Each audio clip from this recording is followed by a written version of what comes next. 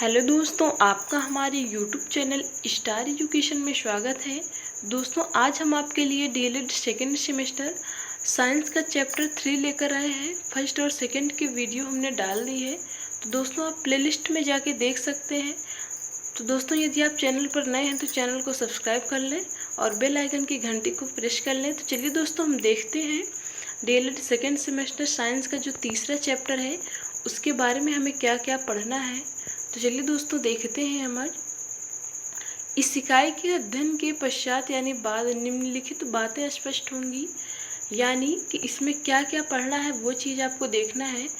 पहला पॉइंट है इसमें कार्य की अवधारणा, दूसरा है ऊर्जा के विभिन्न रूप, ऊर्जा के रूपांतरण और ऊर्जा का ह्रास, अगला है ऊर्जा के सीमित व असीमित स्रोत, और अगला है ऊर्जा का अपव्यय व संरक्षण। तो चलिए दोस्तों, देखते हैं। इसमें पहला पॉइंट पढ़ेंगे हम कार्य की अवधारणा, यानी विज्ञान के दृष्टिकोण से हम कार्य को जिस प्रकार देखते हैं, यानी किस प्रकार देखते हैं और परिभाषित करते हैं, यह समझने के लिए प्रशिक्षु कुछ स्थितियों पर विचार करें। यानी जो कार्य की अवधारणा है उसके बारे में हमें विचार करना है। तो चलिए देखते हैं। पहला पॉइंट है प्रशिक्षु किसी सतह पर रखे एक गुटके को धकेले, गुटका कुछ दूरी तय करता है। आपने गुटके पर कुछ बल लगाया जिससे गुटका विस्थापित हो गया, इस स्थिति में कार्य हुआ। अगला देखेंगे, इसमें कार्य देखना है कि कहते किसे हैं। एक पुस्तक को प्रशिक्षु किसी ऊंचाई तक उठाए, ऐसा करने के लिए आपको बल लगाना पड़ेगा। पुस्तक ऊपर उठती है, अतः पुस्तक पर एक बल लगाया गया तथा पुस्तक विस्थापित हुई, इसलिए कार्य किया गया। उपरोक्त स्थिति पर को ध्यानपूर्वक देखने से ज्ञात होता है कि कार्य के लिए दो दशाओं का होना आवश्यक है। पहला है वस्तु पर कोई बल लगना चाहिए, दूसरा है वस्तु विस्थापित होनी चाहिए। तो चलिए देखते हैं, हम अगला पॉइंट देखेंगे। अब ऐसी स्थिति पर विचार करें जब वस्तु पर लगने पर भी वह विस्थापित नहीं होता, यानी प्रशिक्षु अपने मित्रों के साथ दीवार को धकेले। आप थक गए किंतु दीवार अपनी जगह से नहीं हिली। विज्ञान की भाषा में कहा जाएगा कि आपने कोई कार्य नहीं किया और दीवार विस्थापित नहीं हुई। तो चलिए देखते हैं, हम कार्य की परिभाषा देखेंगे। यहाँ पे कुछ ध्यान देने वाली बातें हैं, जैसे कि किसी वस्तु पर जितना अधिक बल लगाते हैं उस वस्तु की स्थिति में जितना अधिक विस्थापन होगा, कार्य उतना ही अधिक होगा। तो चलिए परिभाषा देखते हैं। वस्तु पर लगने वाले बल द्वारा किया गया कार्य के परिमाण तथा बल की दिशा में विस्थापन गुणनफल के बराबर होता है। जैसे हम सूत्र इसका देखेंगे, कार्य यानी W बराबर F गुणे D, जहाँ पर F वस्तु पर बल और D बल की दिशा में विस्थापन है। यदि बल न्यूटन में एवं विस्थापन मीटर में हो तो कार्य का मात्रक जूल होगा। तो दोस्तों, आप देख सकते हैं यहाँ पे कि कार्य का जो मात्रक है वो जूल होता है। तो चलिए हम ऊर्जा के बारे में पढ़ेंगे आगे। ऊर्जा है पहला पॉइंट है, उदाहरण कुछ देख लेते हैं पहले। जब तीव्र वेग से गतिशील क्रिकेट की गेंद स्थिर विकेटों से टकराती है तो विकेट दूर जा गिरते हैं। अगला पॉइंट है, आपने देखा होगा कि ऊंचाई तक उठाया गया हथौड़ा जब कील के किसी टुकड़े पर रखी हुई कील पर, यानी लकड़ी के किसी टुकड़े पर रखी हुई कील पर प्रहार करता है तो वह कील को लकड़ी में ठोक देता है। यानी उपयुक्त उदाहरणों में वस्तुएं विभिन्न प्रकार से कार्य करने की क्षमता अर्जित कर लेती हैं। यदि किसी वस्तु में कार्य करने की क्षमता है तो कहा जाता है कि इसमें ऊर्जा है, यानी जो यदि किसी वस्तु में कार्य करने की क्षमता है तो उसमें उसे ऊर्जा कहा जाएगा, यानी कार्य करने की क्षमता को हम ऊर्जा कहते हैं। तो आप दोस्तों देख सकते हैं, बहुत ही आसान परिभाषा है ऊर्जा की। ये कार्य करने की क्षमता को ऊर्जा कहते हैं। इस प्रकार किसी वस्तु में निहित ऊर्जा को उसकी कार्य करने की क्षमता के रूप में मापा जाता है। इसलिए ऊर्जा का मात्रक, आगे देखेंगे, ऊर्जा का मात्रक वही जो कार्य का है, अर्थात ऊर्जा का मात्रक भी जूल होता है। आगे देखेंगे हम ऊर्जा के विभिन्न रूप देखेंगे। तो पहले इसमें देखेंगे यांत्रिक ऊर्जा। यांत्रिक ऊर्जा के बारे में चलिए हम देखते हैं। क्रियाकलाप है कुछ, उसे देख लेते हैं पहले। यानी चाबी वाला एक खिलौना लें, इसे चाबी भरकर छोड़ दें, खिलौना गति करने लगता है। क्यों? तो चलिए इसके बारे में देखते हैं। खिलौने में चाबी द्वारा स्प्रिंग को ऐंठने पर स्प्रिंग में जो ऊर्जा संचित होती है, स्प्रिंग की ऐंठन धीरे धीरे खुलने पर खिलौना चलने लगता है। जैसे आपने देखा होगा बच्चों के जो खिलौने आते हैं, स्प्रिंग में संचित इस ऊर्जा को यांत्रिक ऊर्जा कहते हैं। खिंची हुई रबर, गुलाइल, खिंचा हुआ तीर कमान, बहता हुआ पानी, गतिमान रेलगाड़ी, गतिमान वायु आदि में यांत्रिक ऊर्जा होती है। किसी वस्तु में उसकी स्थिति, आकृति, गति के कारण उत्पन्न ऊर्जा को यांत्रिक ऊर्जा कहते हैं। दोस्तों आप देख सकते हैं यांत्रिक ऊर्जा की परिभाषा, किसी वस्तु में उसकी स्थिति, आकृति तथा गति के कारण उत्पन्न ऊर्जा को यांत्रिक ऊर्जा कहते हैं। अब देखेंगे यांत्रिक ऊर्जा दो प्रकार के होते हैं, यानी यांत्रिक ऊर्जा के जो रूप हैं वो दो होते हैं। पहला है स्थितिज ऊर्जा, दूसरा है गतिज ऊर्जा। तो चलिए देखते हैं स्थितिज ऊर्जा के बारे में देखेंगे। क्रियाकलाप है, यानी एक स्लंकी ले, निम्न चित्र में दर्शाए हुए, यानी आप चित्र देख सकते हैं, यहाँ पे है ये है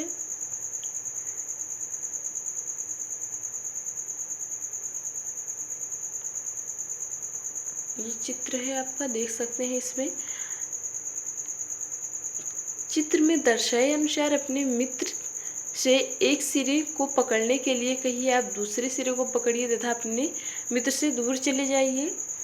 आप स्लंकी को छोड़ दीजिए। क्या होता है आप देखेंगे कि यह अपने पूर्व आकार में आ गई। खींचने पर स्लंकी ने किस प्रकार ऊर्जा उपार्जित की, क्या संपीड़ित करने पर भी स्लंकी ऊर्जा उपार्जित करेगी। तो प्रयुक्त परिस्थिति में वस्तु पर किए गए कार्य के कारण इसमें ऊर्जा संचित होती है। किसी वस्तु को स्थानांतरित की गई ऊर्जा इसमें स्थितिज ऊर्जा के रूप में संचित रहती है। तो आगे चलिए देखते हैं हम। आगे है गुरुत्वीय स्थितिज ऊर्जा, यानी पृथ्वी की सतह से किसी ऊंचाई पर रखी वस्तु में स्थितिज ऊर्जा होती है, जिसे गुरुत्वीय स्थितिज ऊर्जा कहते हैं। यानी यह ऊंचाई पर वस्तु के गुरुत्वीय स्थितिज ऊर्जा बराबर mgh, जहाँ mg वस्तु का भार है। तो ये था स्थितिज ऊर्जा के बारे में कुछ क्रियाकलाप थे। अब देखेंगे हम गतिज ऊर्जा क्या है। दूसरा नंबर है गतिज ऊर्जा। इसमें देखेंगे एक द्रव्यमान, पहला क्रियाकलाप है इसमें, एक ज्ञात द्रव्यमान के लकड़ी के गुटके को ट्रॉली के सामने किसी सुविधाजनक दूरी पर रखिए। पल्लड़े पर एक ज्ञात द्रव्यमान रखिए जिसमें कि ट्रॉली गतिमान हो जाए। तो चलिए आगे देखते हैं हम। जैसा कि यहाँ चित्र में दर्शाया गया है गतिज ऊर्जा के बारे में। पहला पॉइंट है ट्रॉली आगे चलती है तथा लकड़ी के गुटके से टकराती है। मेज पर एक अवरोधक इस प्रकार लगाइए कि गुटके से टकराने के पश्चात ट्रॉली वहीं रुक जाए। अगला है गुटका विस्थापित हो जाता है। गुटके के विस्थापन को मापिए। इसका अर्थ हुआ कि जैसे ही गुटके ने ऊर्जा ग्रहण की, ट्रॉली द्वारा गुटके पर कार्य किया गया। अगला पॉइंट है यह ऊर्जा कहाँ से आई, तो पल्लड़े पर रखे द्रव्यमान को बढ़ाकर इसका प्रयोग को दोहराइए। तो ये कुछ क्वेश्चन थे उससे संबंधित, आप देख सकते हैं यहाँ पे। तो चलिए देखते हैं हम ये। गिरता हुआ नारियल, गतिशील कार, लुढ़कता हुआ पत्थर, उड़ता हुआ हवाई जहाज, बहता हुआ पानी, बहती हुई दौड़ता हुआ खिलाड़ी आदि सभी में गतिज ऊर्जा विद्यमान है। संक्षेप में, किसी वस्तु में उसकी गति के कारण निहित ऊर्जा को गतिज ऊर्जा कहते हैं। तो आप इसकी परिभाषा देख सकते हैं यहाँ पे बहुत ही छोटे शब्दों में, यानी किसी वस्तु में उसकी गति के कारण निहित ऊर्जा को गतिज ऊर्जा कहते हैं। किसी वस्तु की गतिज ऊर्जा उसकी चाल यानी वेग तथा द्रव्यमान पर निर्भर करती है। गतिज ऊर्जा आप देख सकते हैं जहाँ वस्तु की चाल मीटर प्रति सेकंड, द्रव्यमान यानी किलोग्राम में है। आगे देखेंगे हम रासायनिक ऊर्जा के बारे में पढ़ेंगे, यानी भोजन से शरीर को ऊर्जा मिलती है। शरीर में भोजन के पाचन उपरांत ऑक्सीजन की उपस्थिति में रासायनिक अभिक्रियाएं होती हैं, जिसके फलस्वरूप ऊर्जा मुक्त होती है। इसी ऊर्जा से शरीर अनेक कार्य करता है। भोजन में ऊर्जा रासायनिक ऊर्जा के रूप में संचित होती है। जैसे थोड़ा हम उदाहरण देखेंगे, भाप के इंजन में कोयला, पेट्रोल इंजन में पेट्रोल तथा डीजल के इंजन में डीजल का प्रयोग ईंधन के रूप में होता है। तो ये थी रासायनिक ऊर्जा। अब आगे देखेंगे हम ध्वनि ऊर्जा है, तीसरा पॉइंट है ध्वनि ऊर्जा, यानी जब कोई ध्वनि कान के पर्दे पर पड़ती है तो कान का पर्दा कंपन करने लगता है, यानी ध्वनि द्वारा कान के पर्दे के कंपित होने के कारण ऊर्जा मिलती है, जिससे सुनने का कार्य होता है और ध्वनि सुनाई देने लगती है। कभी कभी बादलों की गर्जन तथा पटाखों की तेज आवाज़ से मकान के दरवाजे, खिड़कियां हिलने लगते हैं, खिड़कियों के कांच टूट जाते हैं। इस प्रकार ध्वनि भी एक प्रकार की ऊर्जा है। आगे देखेंगे हम प्रकाश ऊर्जा क्या है। तो आप देख सकते हैं प्रकाश ऊर्जा यानी प्रकाश की स्थिति में पौधे अपना भोजन बनाते हैं, जिससे उनकी वृद्धि होती है। इन क्रियाओं के लिए प्रकाश ऊर्जा आवश्यक है। प्रकाश एक प्रकार की ऊर्जा है। तो दोस्तों आप जिसको देख सकते हैं, पॉज करके वीडियो पढ़ सकते हैं। प्रकाश ऊर्जा का उपयोग स्वचालित दरवाजों, बैंकों में प्रयोग होने वाले अलार्म, रोड लाइट के स्वचालित स्विचों आदि में भी किया जाता है। आगे देखेंगे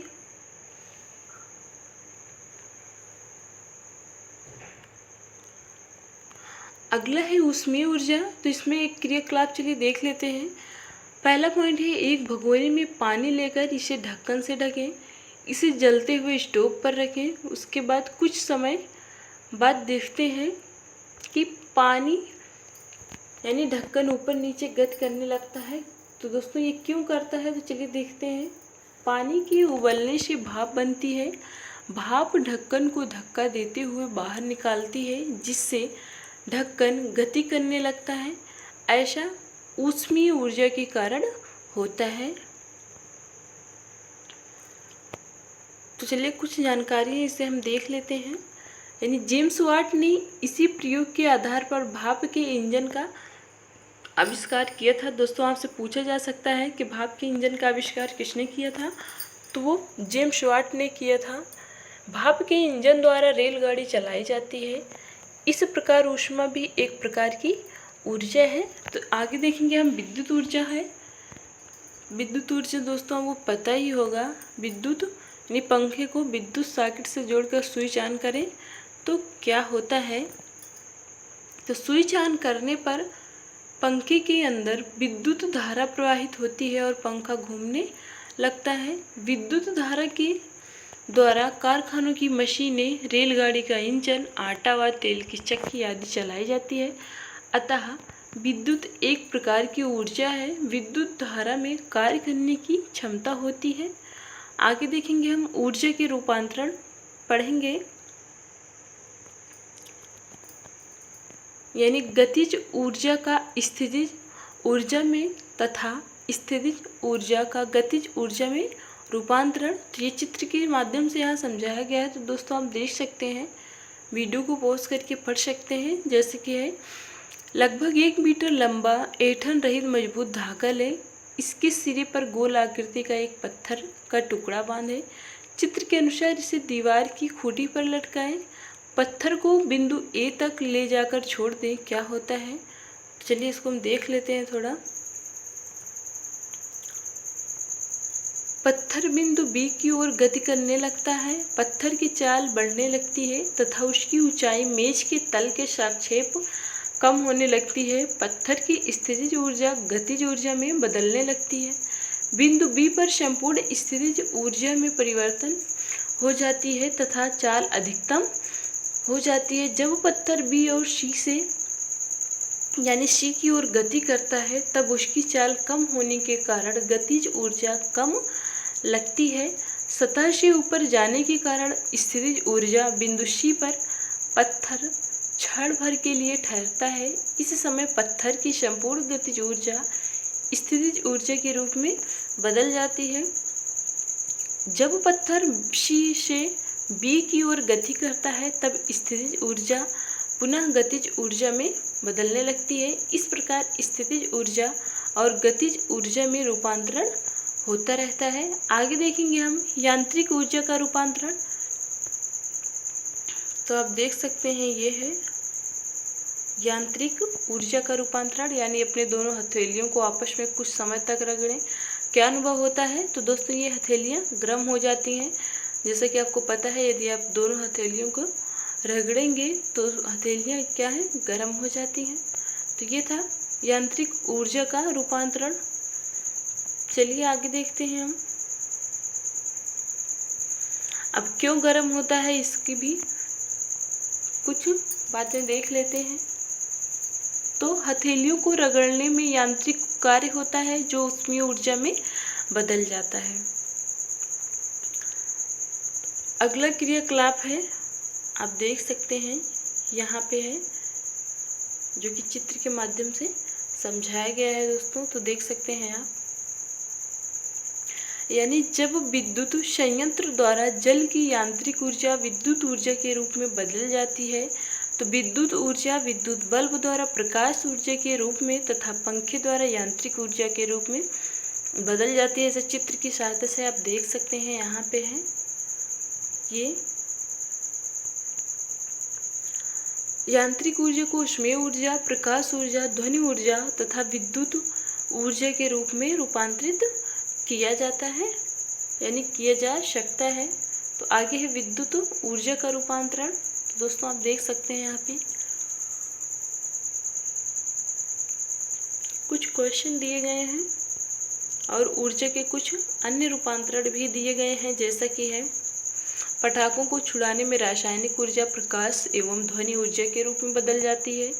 भाप इंजन एवं डीजल के दहन क्रिया द्वारा ऊष्मीय ऊर्जा यानी यांत्रिक ऊर्जा में रूपांतरित हो जाती है। तो ये कुछ उदाहरण थे, तो आप देख सकते हैं इसके ये। तो दोस्तों आप अपनी कॉपी में ज़रूर नोट करते चलिएगा। तो चलिए इसमें देखते हैं अगला क्या है। तो ऊर्जा का ह्रास देखेंगे हम इसमें। आप यहाँ देख सकते हैं रूपांतरण में फोटोग्राफिक प्लेट में प्रकाश ऊर्जा रासायनिक ऊर्जा में रूपांतरित हो जाती है। तो ये सब आप दोस्तों पढ़ सकते हैं। चलिए हम आगे देखते हैं ऊर्जा का ह्रास क्या है।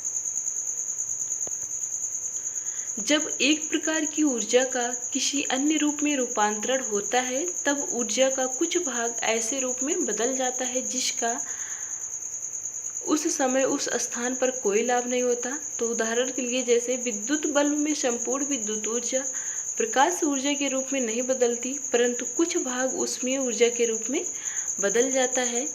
इसी प्रकार आगे देखेंगे हम, इसी प्रकार यांत्रिक ऊर्जा के रूप में यानी रूपांतरण में घर्षण के कारण ऊर्जा का कुछ भाग ऊष्मीय ऊर्जा, ध्वनि ऊर्जा एवं प्रकाश ऊर्जा के रूप में बदल जाता है, जिनका उस समय कोई उपयोग नहीं होता, परंतु मशीनें गर्म होकर खराब हो जाती हैं। उस समय ऊर्जा का उपयोग में ना होना ही ऊर्जा का ह्रास कहलाता है, यानी जो ऊर्जा है उसका उपयोग ना हो तो उस समय तो दोस्तों वो ऊर्जा का ह्रास कहलाएगा।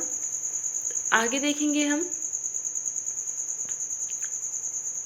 ऊर्जा अविनाशी है, ऊर्जा नष्ट नहीं होती बल्कि विभिन्न रूपों में बदल जाती है। तो दोस्तों इसमें देखेंगे ऊर्जा के सीमित व असीमित स्रोत। तो मानव की विभिन्न आवश्यकताओं जैसे कपड़ा, मकान, भोजन, रेल, सड़क, जल, वायु, परिवहन, संचार, सूचना और प्रसारण एवं अन्य मानव संसाधन के निर्माण एवं उन्हें कार्यकारी बनाने के लिए ऊर्जा की आवश्यकता होती है। ऊर्जा की आवश्यकताओं की पूर्ति किन स्रोतों से होती है, तो चलिए इसके बारे में हम थोड़ा देखते हैं। इसका पहला स्रोत है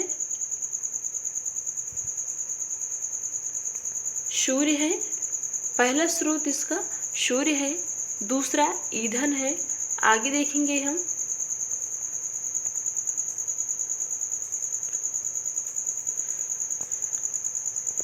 ईंधन के बाद अगला है विद्युत ऊर्जा है।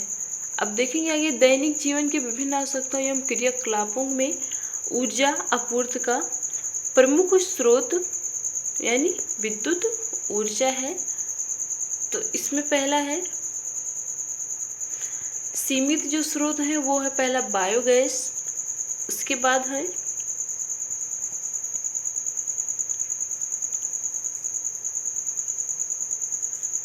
जीवन के लिए जो ऊर्जा की आवश्यकता है तो वो क्यों है, तो चलिए इसके बारे में थोड़ा देख लेते हैं हम। जीवन के अस्तित्व के लिए भोजन, कपड़ा, मकान, यातायात, शिक्षा एवं मनोरंजन के साधन अति आवश्यक हैं। हमारे भोजन की आपूर्ति कुछ जंतुओं के अतिरिक्त कृषि उत्पादों से होती है। जंतुओं एवं कृषि उत्पादों के लिए वायु, जल तथा सूर्य के प्रकाश की आवश्यकता होती है। ये सभी ऊर्जा के स्रोत हैं। तो दोस्तों आप देख सकते हैं हमारे दैनिक जीवन में प्रयोग आने वाली विभिन्न साधनों, उपकरणों का निर्माण, कपड़ों का निर्माण विभिन्न प्रकार के औद्योगिक कारखानों में किया जाता है। ये सभी प्रकार के औद्योगिक कारखाने व मशीनों को चलाने के लिए विद्युत ऊर्जा यानी उसमें ऊर्जा की आवश्यकता होती है। तो इसमें कुछ पॉइंट है, यानी जीवन के लिए, जीवन के अस्तित्व के लिए ऊर्जा आवश्यक है। आगे देखेंगे हम, आगे है ऊर्जा की मांग है। तो दोस्तों आप देख सकते हैं जनसंख्या में तेजी से वृद्धि हो रही है। जीवन को सुविधाजनक बनाने वाले यातायात, मनोरंजन, उद्योगों एवं अन्य साधनों में निरंतर वृद्धि हो रही है। इसलिए ऊर्जा का खपत दिन प्रतिदिन बढ़ती जा रही है। खाद्य पदार्थों में अब देख सकते हैं बिस्कुट, ठंडे पेय, आइसक्रीम, ठंडे पेय पदार्थ जो हैं आदि का उत्पादन व्यावसायिक हो गया है।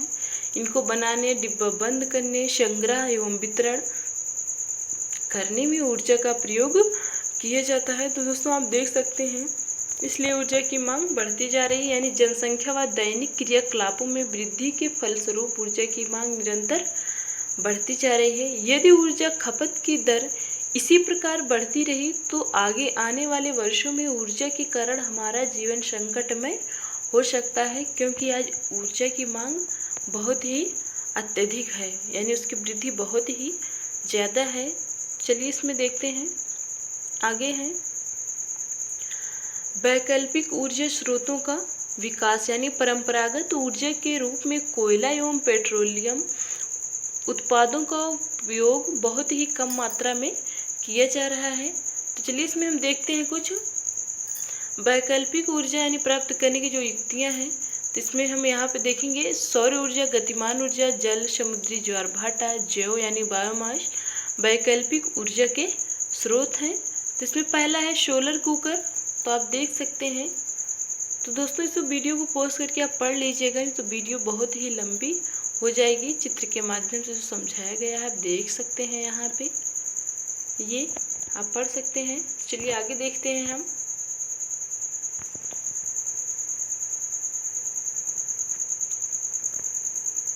अगला है सौर सेल यानी सोलर सेल। तो इसे भी आप चित्र के माध्यम से देख सकते हैं और वीडियो को रोक करके आप पढ़ सकते हैं। ये है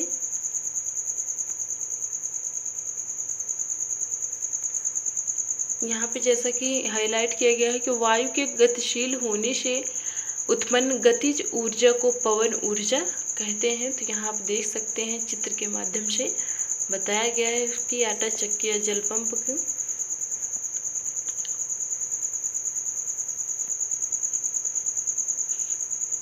आगे देखेंगे हम। ये है गोबर गैस प्लांट, यानी किस प्रकार से बनाया जाता है। यहाँ पे तो अब दोस्तों इसको पढ़ लीजिएगा वीडियो को पॉज करके। उसके बाद है अगला पॉइंट है ऊर्जा का अपव्यय एवं संरक्षण, यानी जनसंख्या वृद्धि और दैनिक जीवन की विभिन्न आवश्यकताओं एवं अनेक बढ़ती हुई क्रियाकलापों में ऊर्जा व्यय के कारण ऊर्जा की मांग दिनों दिन बढ़ती जा रही है। वर्तमान में कुल ऊर्जा आपूर्ति पर लगभग 80% भाग पेट्रोलियम उत्पादों पर निर्भर है। ऊर्जा के 18% भाग की आपूर्ति लकड़ी, कोयला तथा बायोगैस द्वारा होती है। शेष ऊर्जा की आपूर्ति नवीनीकरणीय यानी वैकल्पिक ऊर्जा स्रोत, जलवायु आदि के द्वारा होती है। तो आगे देखेंगे हम यहाँ पे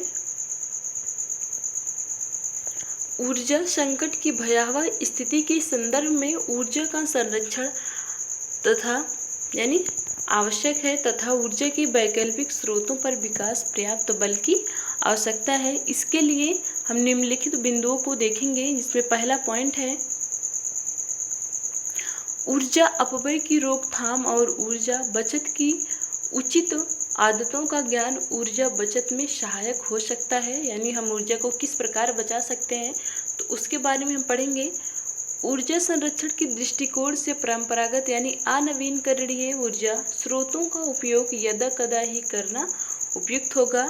अगला पॉइंट है घर के विद्युत उपकरण जैसे पंखे, बल्ब, हीटर आदि को अति आवश्यक होने पर ही प्रयोग में लाना चाहिए, यानी जब बहुत ज़्यादा ही ज़रूरी हो तभी इसका प्रयोग करना चाहिए। आवश्यकता न होने पर इनका उपयोग बंद कर रखना चाहिए। अगला पॉइंट है जहाँ पर संभव हो भोजन पकाने, भोजन सुखाने में, पानी को गर्म करने में सौर ऊर्जा का ही प्रयोग करना चाहिए। अगला पॉइंट है सोलर कुकर में यानी भोजन पकाने पर आवश्यक तत्व भी सुरक्षित रहते हैं। अगला पॉइंट है प्रकाश ऊर्जा यानी प्रकाश उत्पन्न करने के लिए ट्यूबलाइट, सोडियम वाष्प लैंप, मरकरी वाष्प लैंप का प्रयोग घरों में तथा सड़क पर करना चाहिए। अगला पॉइंट है भोजन पकाने के लिए प्रेशर कुकर का प्रयोग करना चाहिए, इससे ऊर्जा की बचत होती है। अगला पॉइंट है दालों को पकाने का समय यानी घटाने के लिए पकाने के पहले दानों का प्रयोग में यानी पानी में भिगो देना चाहिए। तो आगे देखेंगे। अगला पॉइंट है व्यक्तिगत वाहनों के प्रयोग के स्थान पर यात्रा रेलगाड़ी, बस जैसे सार्वजनिक वाहनों से करनी चाहिए। ऐसा करने पर ईंधन की बचत होगी। अगला पॉइंट है उच्च कार्य दक्षता वाले उपकरणों के प्रयोग से भी ऊर्जा की बचत की जा सकती है। ईंधन की कम खपत वाले वाहनों का प्रयोग करना चाहिए। व्यक्तिगत एवं सार्वजनिक वाहनों का उचित रखरखाव करते रहना चाहिए। तो दोस्तों ये था डीएलएड सेकेंड सेमेस्टर साइंस का 3rd चैप्टर था। अब फर्स्ट और सेकंड की वीडियो हमने डाल दी है। तो दोस्तों हमें उम्मीद है कि वीडियो आपको पसंद आई होगी। तो दोस्तों वीडियो को लाइक, शेयर एवं सब्सक्राइब करना ना भूलें। चलिए दोस्तों फिर मिलते हैं अगली वीडियो में। जब तक के लिए जय हिंद, जय भारत।